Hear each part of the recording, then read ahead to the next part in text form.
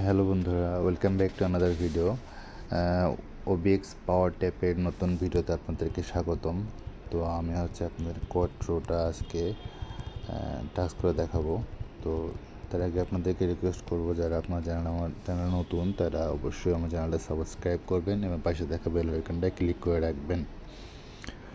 কোয়াট্রোতে গেলাম, দেন প্রথমটা